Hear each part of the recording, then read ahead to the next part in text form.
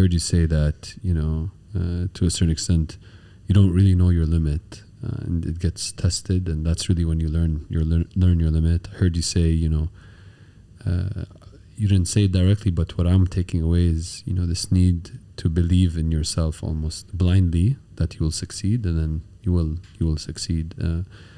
This idea of balancing passion and the numbers. I really like what you said around looking at resources and opportunity, and then using that to help you.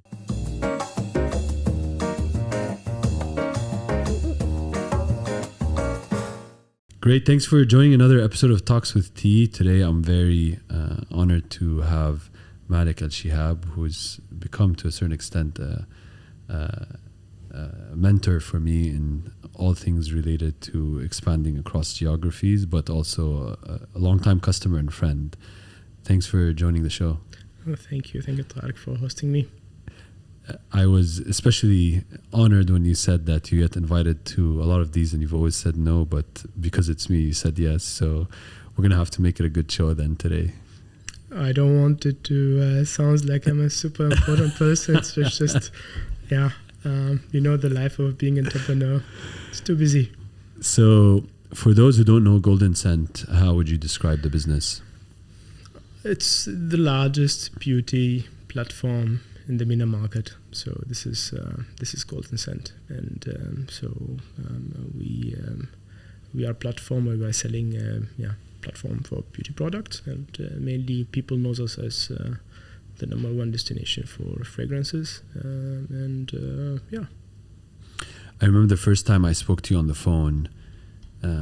From your name, I was expecting to speak to someone who's Saudi, and then you started speaking to me in English, and I was like, I think I'm calling the wrong person because this person's German.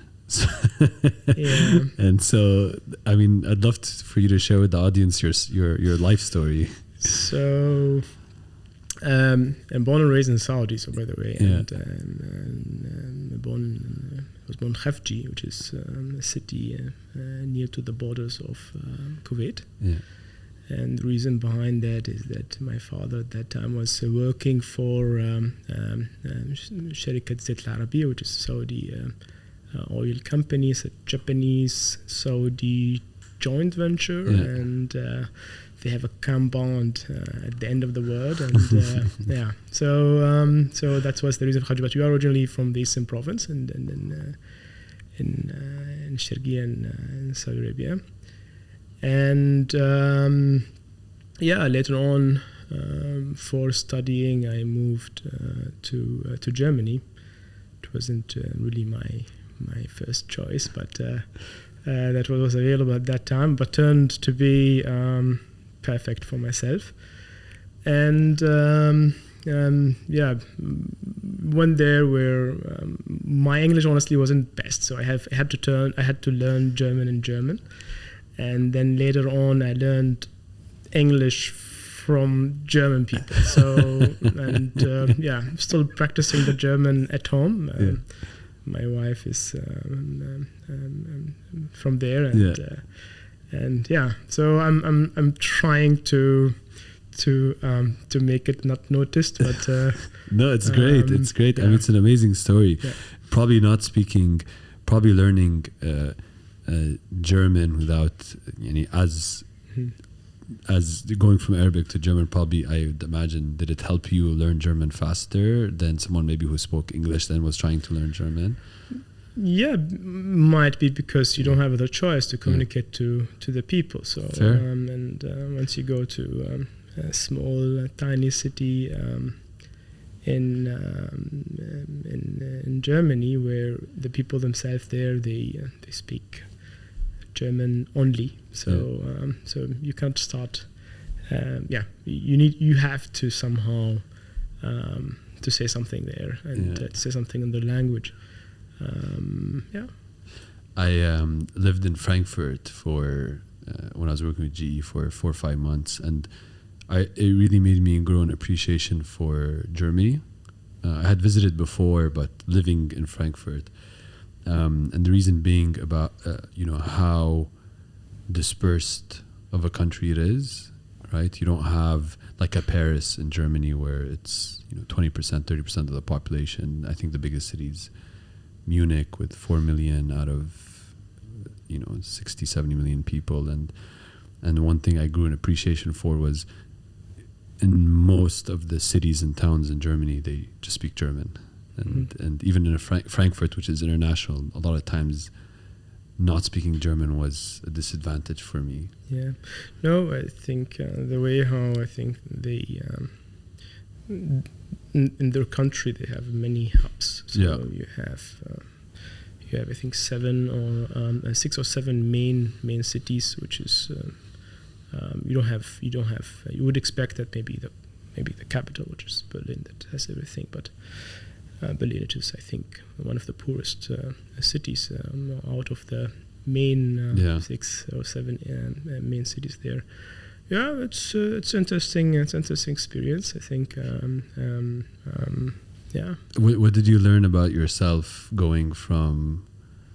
What was the name of the town you grew up in? You said Khafji. In Khafji, what did you learn about yourself going from somewhere like Khafji all the way to basically a country where you didn't even speak the language? I think just to give some highlights about the Khafji. So Khafji, the joint venture between the Saudi oil company and the Japanese companies. I think they created a compound. In this compound, you have Japanese, you have people from all over the world, and you get exposed to a culture like Japan, where actually my biggest brother ended to study there, and also does he speak Japanese? Yeah, of course. So he did his. So everybody in your family can speak about the other person without anyone understanding. Yeah. So I think the camp helped me to understand different cultures and try to put myself in the person who's coming from a country A, B, and C, and Japanese people. I think what I learned from them, what I saw actually dedication. I think I saw dedication there, how they dedicate themselves to their companies, to their work, and they give their life and time to make things done perfectly. So that I saw it there. I saw it from colleagues of my father, which I didn't see anything else actually at that time. So later on, when I recall what I saw there, it's like, okay, wow, these guys are really working, and you would understand what works really means sometimes. Yeah. But then, what was the experience like going to Germany, and what impact did that have on you? It's like if you throw a child in the water. So you go there. I think my colleagues went to the traditional destination for studying, and I was in touch with them to compare the way how they are doing their studies, and we went there to Germany, a group of, I can't recall the exact number of people, but what I remember, we calculated that 90-something% of the group they couldn't finish the first year of the university. Oh, wow. So there's a toughness in how life goes there, and also there's a toughness in how they do education. So I'm not sure if you know that education there is for free. Yeah. So it means that if you are good, you stay. If you are good, if you're not good, you go. So no much discussion. So if you fail one, two times, the time you are out, and regardless where you're coming from, and so they don't want to keep this chair or for you or for you or for you. So better that you leave now and leave some room for others. So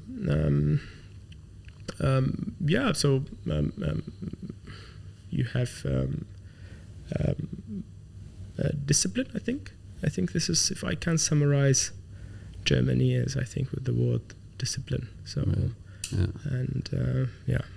And do you feel like you had that discipline, that toughness? You said you have to be tough to get by.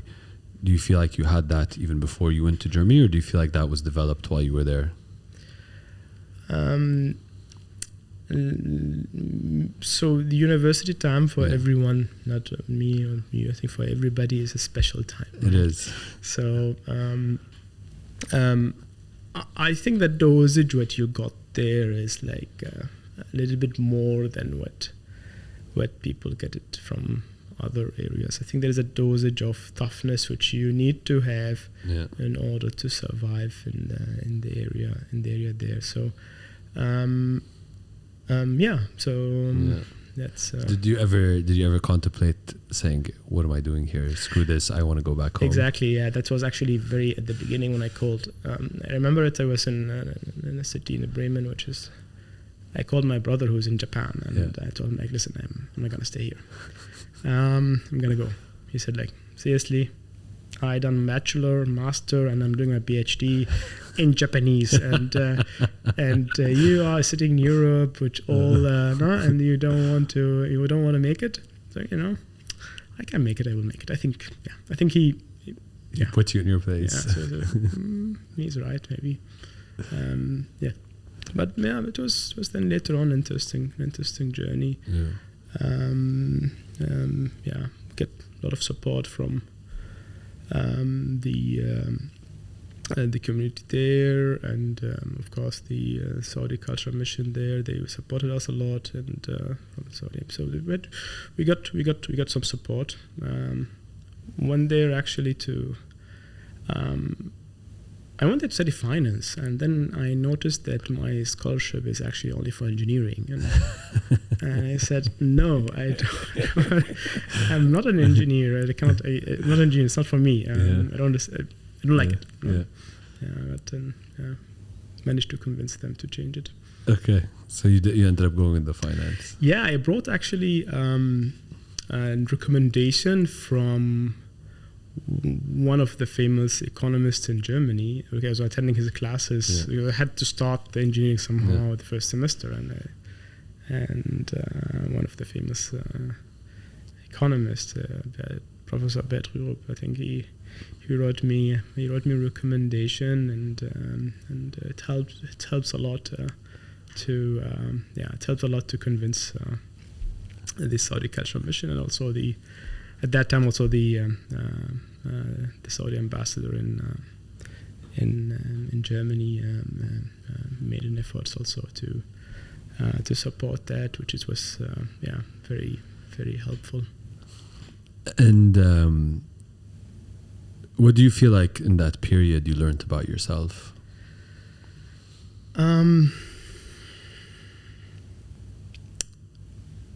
I don't have a ready answer, honestly, like what I learned about myself in that period.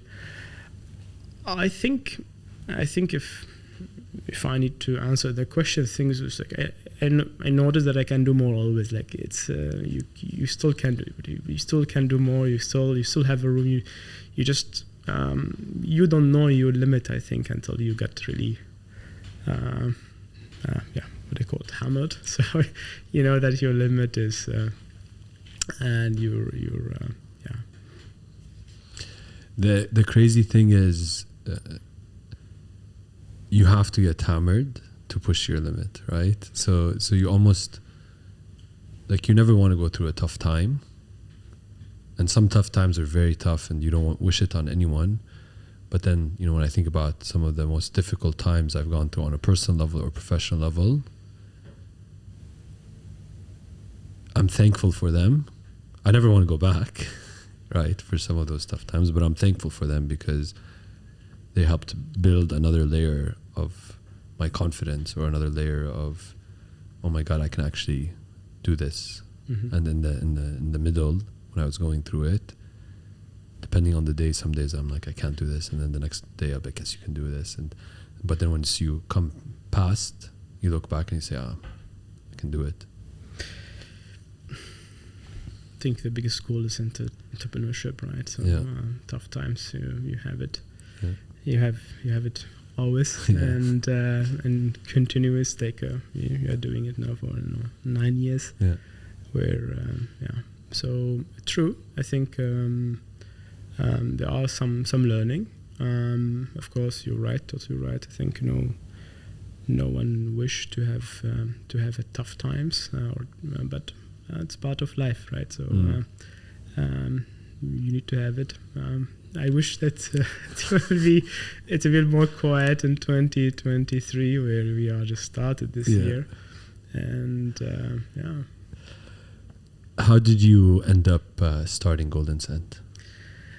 After my I wrote my bachelor my bachelor thesis while I'm doing an internship in a commerce bank, which is I think the second largest bank in Germany, and after that I got this internship to start also to work there, and one of my colleagues there who turned to be my investor later on. I start to know how banks are. So finance, banking, could be something related to.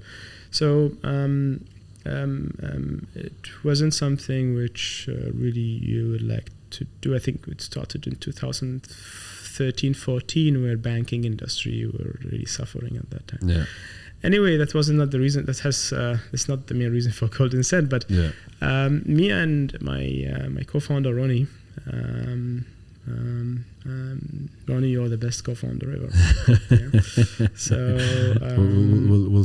we'll find out whether or not he is later in the show. So we were friends. You guys knew each other from university? Correct. Or? Okay. And we have been exploring many opportunities. Okay. To do so. Entrepreneurship was also before the bank, and we tried to find something to. So we wanted to do entrepreneurship in general, and then we narrowed down to e-com.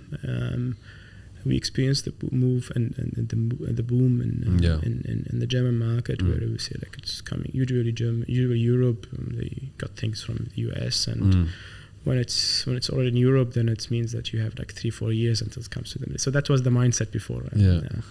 I wish that we will become now a trendsetter for the whole world. Nice. We started many segments, and one figure was like stuck in my head, and it was the spend for beauty products compared to Europe. So you have the bigger giants for beauty products are coming mainly from France. And if you compare the spend of a French woman to a GCC woman, the GCC woman spent 6 times more per year on beauty products. So wow. And that number was so 6 times more means that the market size, you need to dig deeper further. So you need to dig deeper, you see is there a market there? Yeah, okay, 6 times. How many people are living here? And what is the market size? So as you should know, it wasn't easy to get access to data, and the data what you get a number which is 1, and the number is 10. So if you believe 1, then you shouldn't do this business. If you go to 10, then it's really lucrative. So we started at that time to dig deeper, to do a business plan, and Ronnie quit his job, and I took a vacation and went to Saudi. So we were actually in Germany, and did some research on ground, and went back and said, "Hey guys, I'm moving back to Dammam." It was more mathematic or analysis what has been done. So my background is more finance, and Ronnie is a financial controller. So we cared actually about hard facts, and we are not. not a perfumer, and he's not. So yeah, and then we established Golden Sand, which is now, I think, the oldest e-commerce in Saudi. I'm not sure if we can call Hunger Station e-commerce. So I think Hunger Station before us, but as an e-com, currently Golden Sand is the oldest there. So the souk is not in Saudi established and other. So that's maybe there's some. Yeah. And Ronnie sounds like he's a adventurous guy. He went in the opposite direction. You went Saudi, Germany. He went Germany to Saudi. True. Yeah. How did you spend any time, I guess, thinking that is Ronnie the right co-founder for me? Did you kind of did that, or was it just organic? And he said, "All right, let's go. We're excited with each other." There was something which my father was always saying, and my grandfather was like, when you start a business, the first guy you have on your side is your muhasib, your accountant. Yeah. You know? So, or katib. No? Yeah. So someone who is actually understand numbers. Yeah. So I think now it's evolved. It's not an account. So you need to actually. More than that, I think what's the education has brought maybe 70 years ago, it was an account or something sophisticated. So no, I think discipline and which is something is always what I say is what you need, and regardless which industry you will come in, you can perform better than the others. So I know him. He's he's a friend for a long time, and I know he's a dedicated, disciplined person. So no, I thought I know that he's the right co-founder for this venture. And down the road, when challenges and tough times comes, the person beside you better and better, and alhamdulillah. He's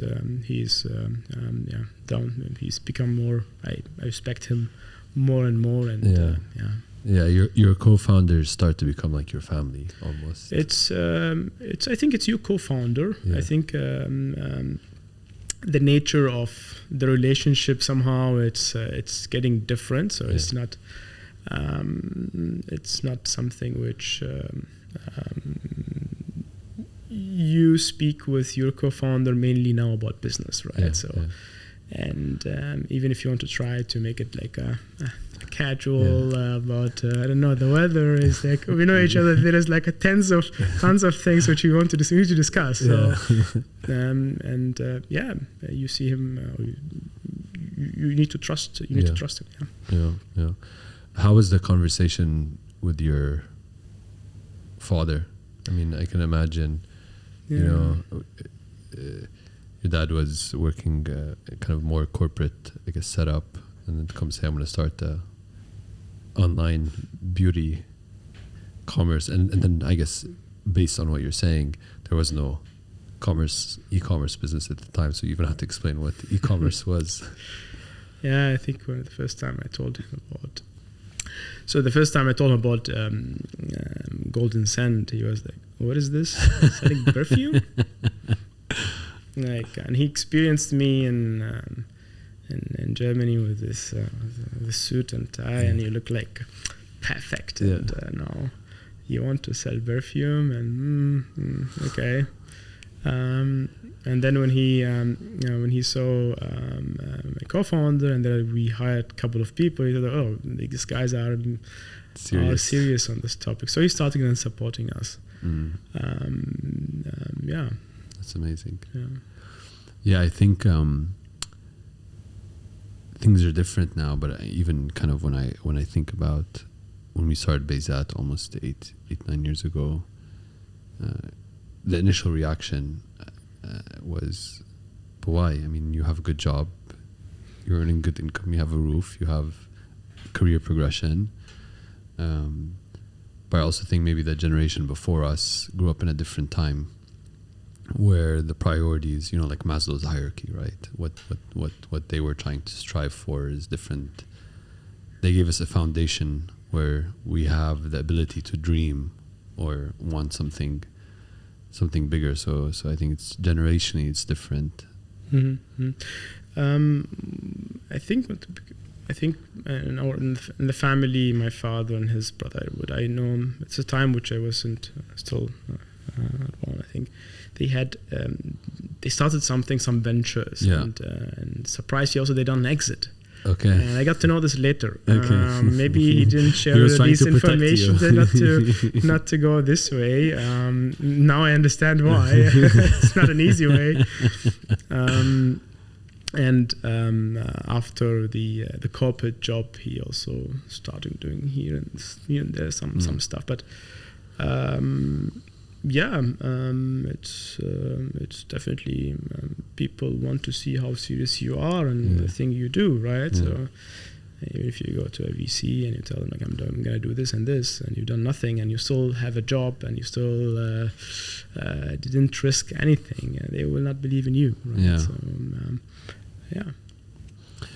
And what was it like? I mean, how do you go about starting? This is 8-9 years ago? Correct. Yeah. How do you go about starting an e-commerce business in Saudi Arabia in, I guess, 2015? It was, I think we were like 2 years earlier. We maybe better. We started maybe 2 years later. Yeah. Or now. We went there and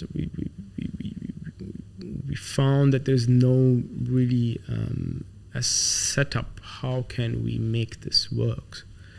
And I remember our discussions with some family offices. First of all, we get a family support, and it was helpful. And I think we ourselves as a founders as well, we had some skin in the game. So it wasn't easy to explain. To the people what are we up to, and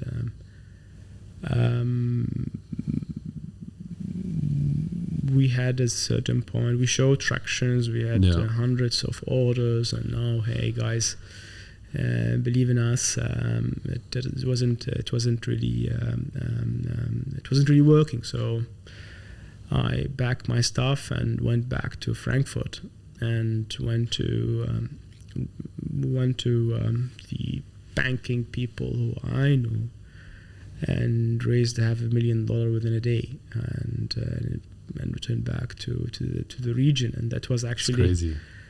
From the guys like European investors, and for them is like, okay, we need to have legal protection for us. So and Saudi in 2014, in terms of the regulation, wasn't possible to have a foreign ownership.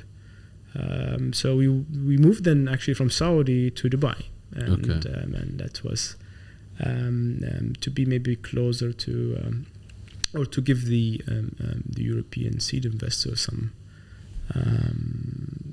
some confidence and or more comfort that they can invest in an entity where they have their names in. So so money wise, I think it was.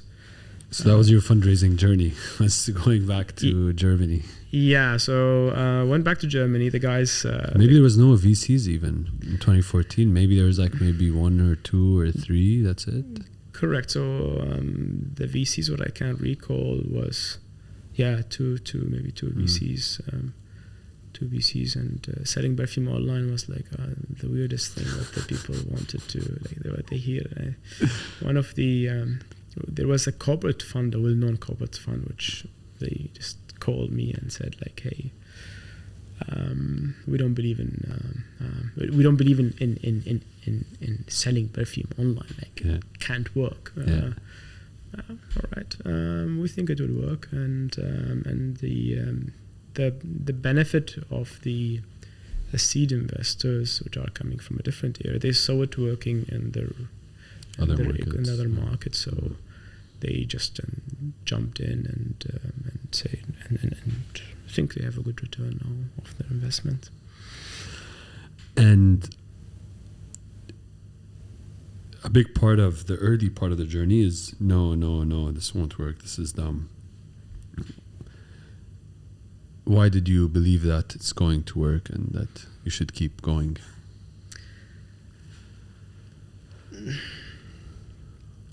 I think until we reached a level to talk to VCs, we had already tractions. Okay. So the first problem what we had is actually we moved to Saudi, and we hired a tech company out of Europe to help us with the web shop. So and we invested almost like half of our saving, me and Ronnie, and this tech tech product. And then when we went to Saudi, it's like, okay, why is not working? And the tech company they file bankruptcy. So I was like, okay, God, this is like 50% of them. 50% is gone, and that was like the first punch in the face. Like it was like, poof, what to do now? No, so we overcame this problem. We found a solution, and we had like until we reached the level of talking to VCs, we already managed to solve tons of problems, and we saw a market reaction on the product. So why we believe in it? I think I believe in the team. So I think this is the first thing that I think the toughness what we have. Yeah. So regardless of the product what we are selling, I was always talking internally, if whatever you give us, we will succeed. We will want to succeed. So and the market size, there was the market of beauty, especially perfume. It's huge in Saudi. Yeah, as I mentioned, the number also of spending per female per capita. So if the market is big and there is no competition, you will get something from the cake. Yeah. So and we saw the traction of the customers when we went online. So the people who said no, I think they said no because they don't really understand it, or we failed ourselves to deliver them the idea. And me personally, I don't think that VCs or whatever are smart people. So I have my own theory on that I think what we have like 99% of them, they don't understand what they are doing.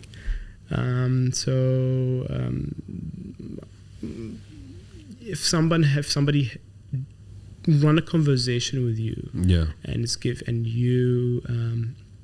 you notice that this person really understands what he's talking about, you respect his feedback, you respect what he says. But if you don't reach to that level, that you run a conversation, you work on a financial modeling, and you notice that, oh, I have a problem here, I have a problem, he is right, you don't care about his feedback. This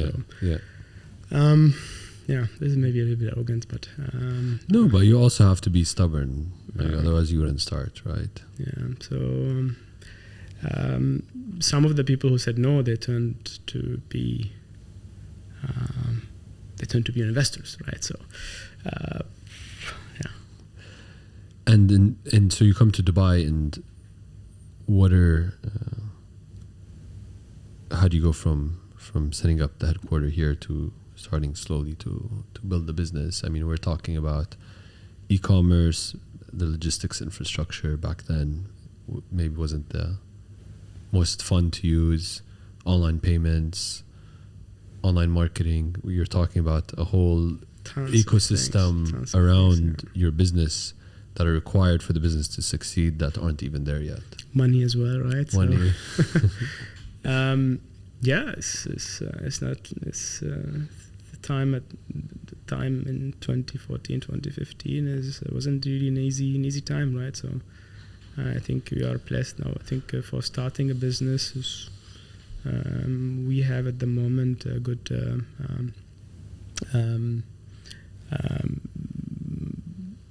ecosystem to start a business. So, as I said, you had many challenges to deal with, and you don't want to show that you fail. So you the hunger to succeed is one of the driver. And as I mentioned, I think if you have the right team,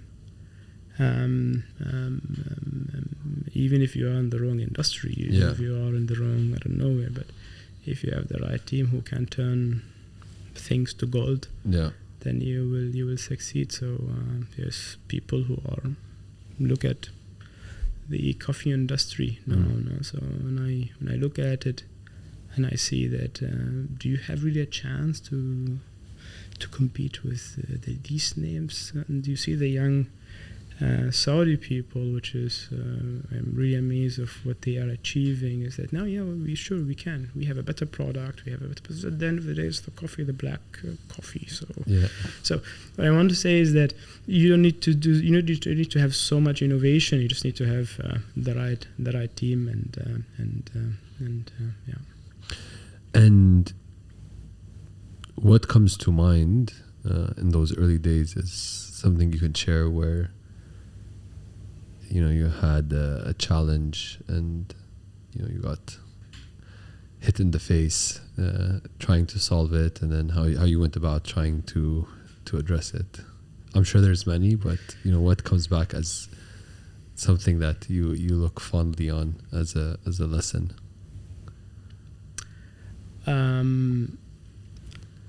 I don't have something, as maybe for the second time, I don't have something ready now, maybe to share, or to put it to the level to say, like, this is the biggest problem what Malik had in his journey. A story, I guess, even just a story.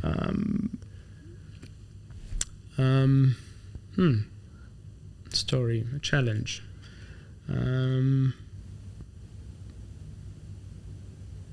Like, let's say I'm placing an order online. In 2015, I can't imagine everything is arriving to the right address in the right time. I'm assuming some things with the payment side are not going to plan, because today we have all the ecosystem, and it's still there's some things that don't go to plan. I think one of the customers called us and said, "I want to visit you guys." So we are an online shop. We are somewhere hidden somewhere near to the Mam, and I said, like, why you want to visit us? What is the reason? He said, like, I want to check the product before I buy it. So okay, if everybody want to check his product before he buy it, then our concept will not work. So. That was a funny story. I mean, that alludes to the fact that back then, the trust factor of, is this business that's selling online even real? I think the trust. We are blessed that the name Golden Cent is a trusted destination. People are spending in average between 500-600 riyal in a box.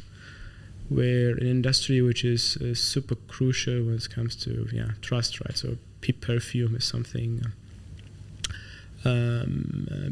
people need to trust a destination in order to buy from, and alhamdulillah, for the 9 years right now, we see customers who purchased in 2014, they are sole purchasing from us in 2022, 2023 now, and amazing. And we built a trusted name here.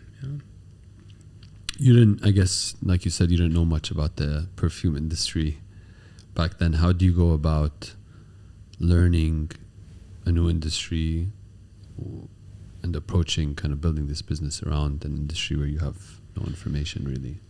I think what we tried to do at the beginning is to gather data from offline retail shops. So to know, as an example, if you have $50,000 and this is something which you need to buy stock with, so you better to buy the right item, otherwise you are So what we done is we tried to gather data from regional players to see actually what's the performance and how the seasonalities looks like, and if SKU 1, 2, 3, 4 is performing all over the year. Or so we dealt with the products actually as a number. And later on, down the road, we developed actually a love to the products. So we appreciate the work with the brands done actually to create such a shape and such a color, such a cap on there. So which led us then. Which made us now actually passionate about creating brands. But this is maybe something for later. And there's this there's no advice that's you can apply to everything, right? Every advice has to be taken in context, but sometimes we're just told, find a problem, find a product you're passionate about, and go build there, right? But your story is, I found a problem I want to solve, and then I became passionate about the product. Yeah, I think there's some rationalities which need to be there as at the beginning before being passionate about something. I think if you are passionate about something, you can make it as a hobby or something, but don't bet your life on it. So. Being passionate is something important. Yeah, of course. I think it's important. But what I would want to say is that the fundament should be more rational at the beginning about the numbers, the market size, how do you have how the stakeholders looks like in the market. Is there an ecosystem for such a for such an industry or such a new business, and then. How do you go about in an industry like this where you said many times the data wasn't there, and then you're trying to figure out what products to buy, which SKUs, the seasonality. How do you go finding this data? Is it mystery shopping? Like how do you approach it? So sometimes you need to take a call, right? So you cannot wait for the whole information set up to be ready in order to take an action. So that's where your feeling comes in and say, I think this is more right than the other. So there is a homework which needs to be done, and then there is a decision need to be taken, and this decision based on a certain assumption. So you assume that this number is close to the reality based on 1, 2, 3, 4 plus the feeling factor and or the luck factor. Yeah. And then you take a call. Yeah. Where do you feel that you guys have been lucky? I think we were lucky to influencer marketing, paid influencer marketing in Saudi. We believe that we invented in Saudi. So this is we were the first who started. I think there was a stand-up comedy in Saudi where a guy was recalling a time when just the influencer started, and he put Golden Cent in relation to that. Oh, really? I said, guys, do you remember when Golden Cent was approaching each of us, each of you? So I think it was at the beginning. So at the beginning of the influencer paid marketing, and the cost per ad and the traffic which we could generate was super affordable, and this is something where we were lucky with. Later on, of course, things became more and more expensive and so on, but it helped us to accelerate the growth at the beginning at low cost, where we could show some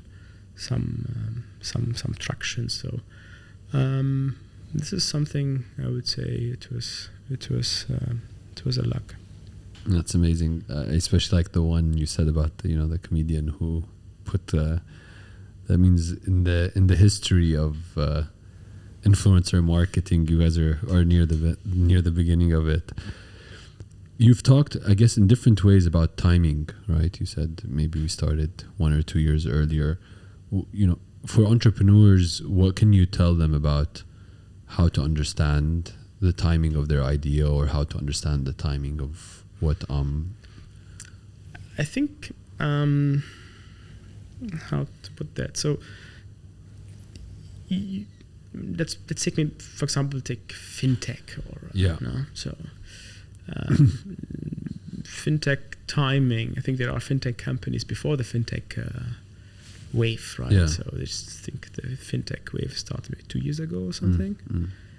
But before that, we had many fintech companies, but they struggled actually to accelerate, because maybe the market was not so ready for them.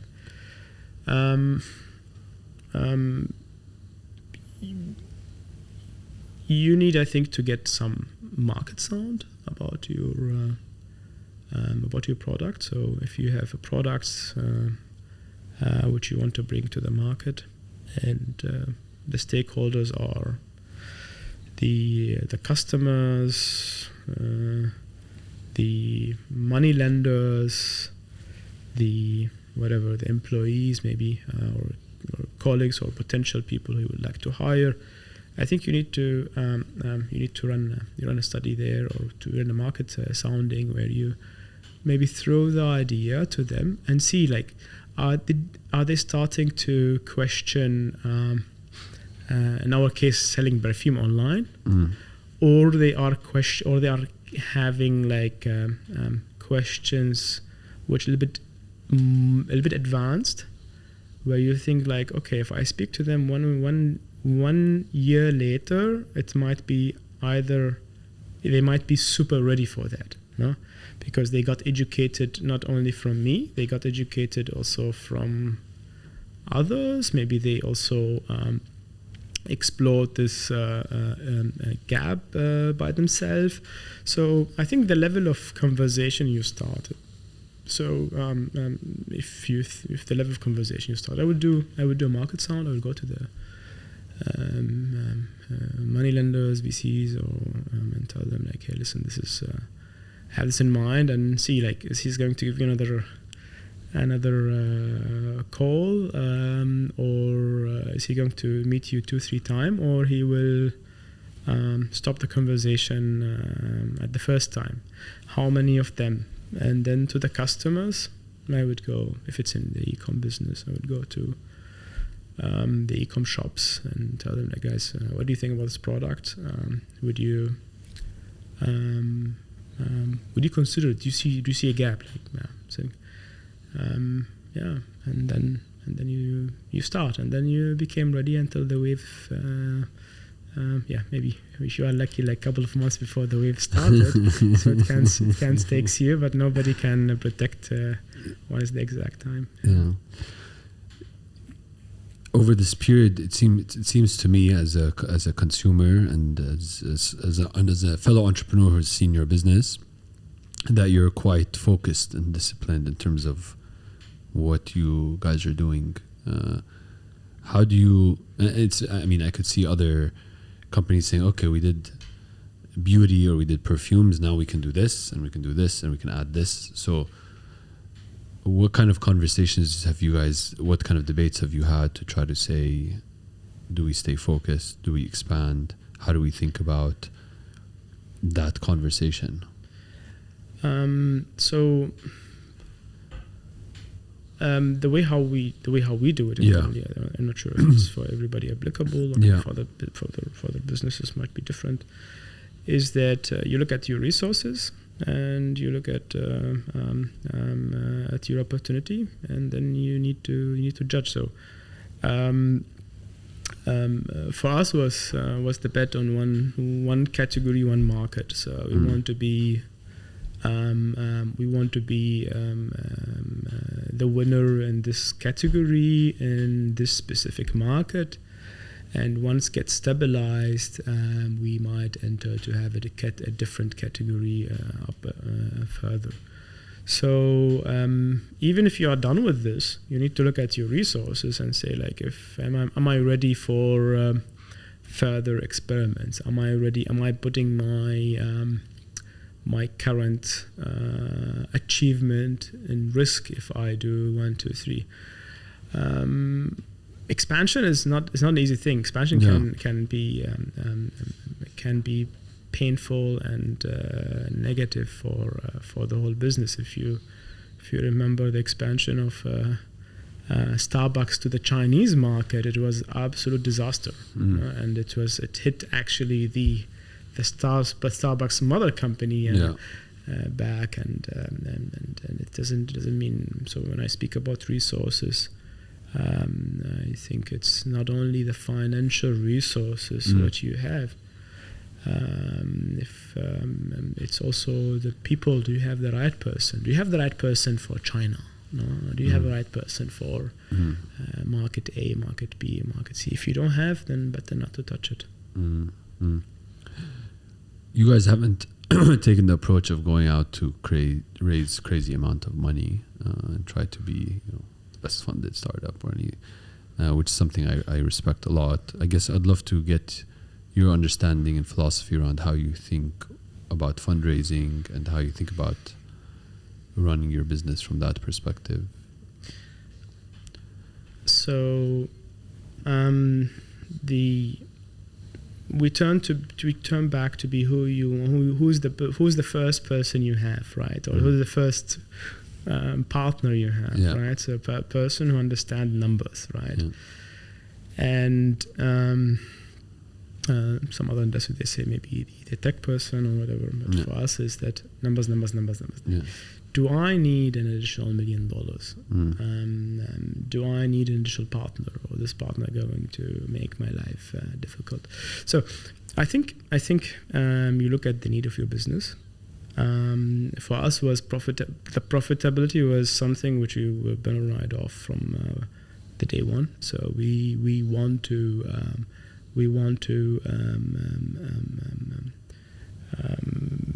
to look at the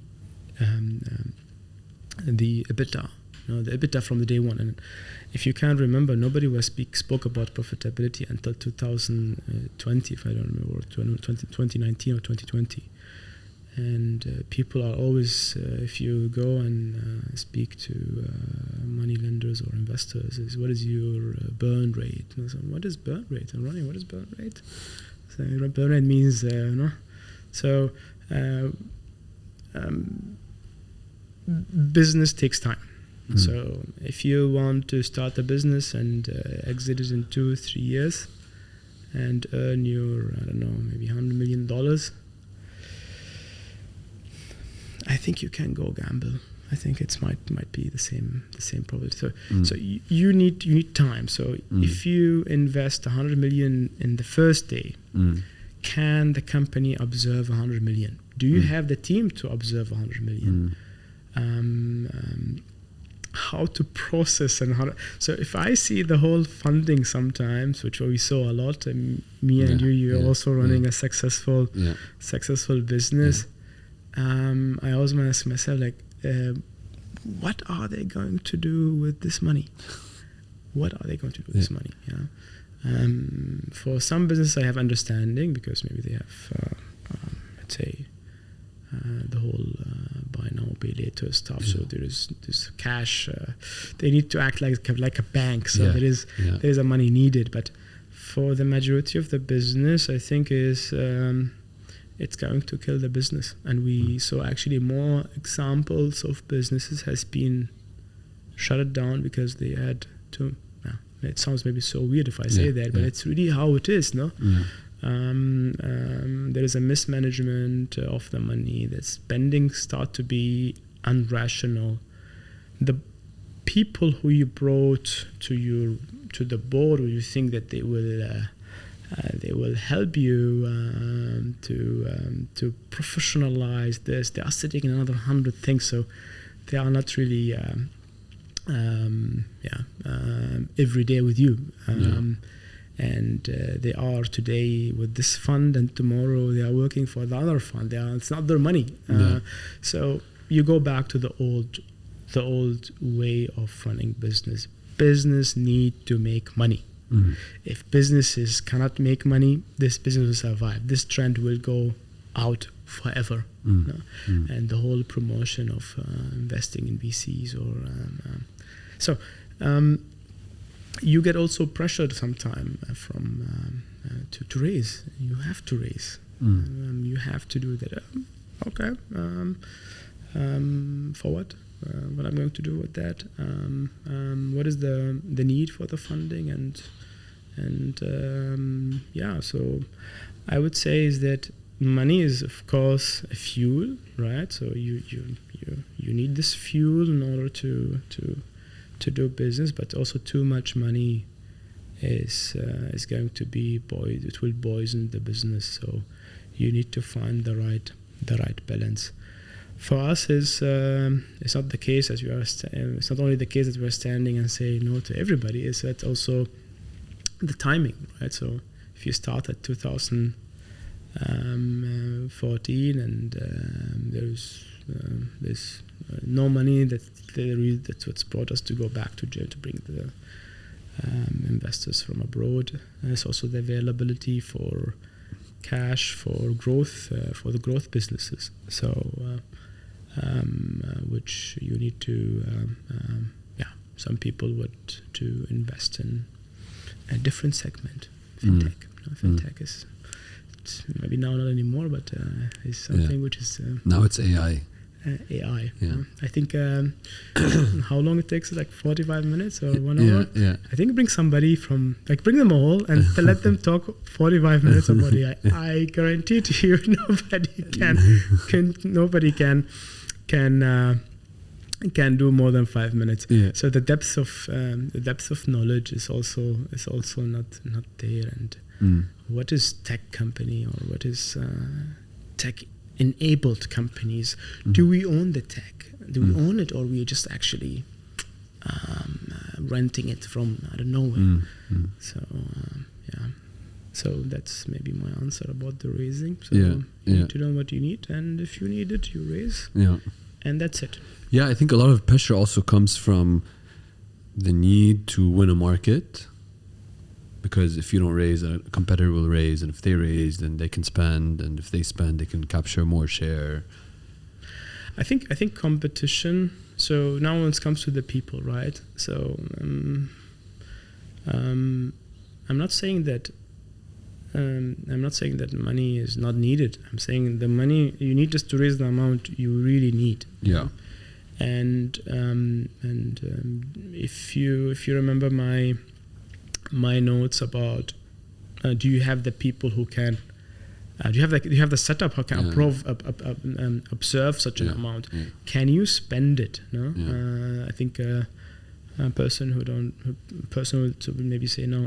Can you spend it? Of course. Do a bank transfer. No, it's not the way. It's not that way. So if you have a project, you need to have so many points which you need to address or study in this project. So and in your maybe you have 1, 2, 3, 4, 5, but do you have 200 projects ready and all of them are fine, or you just want to? And can they be managed well with the size of the team, the skills of the team? So at the end of the day, these are your shares which you are actually selling in order to in order to run, maybe 20-30% of the projects are not really efficient and right, and maybe you know that,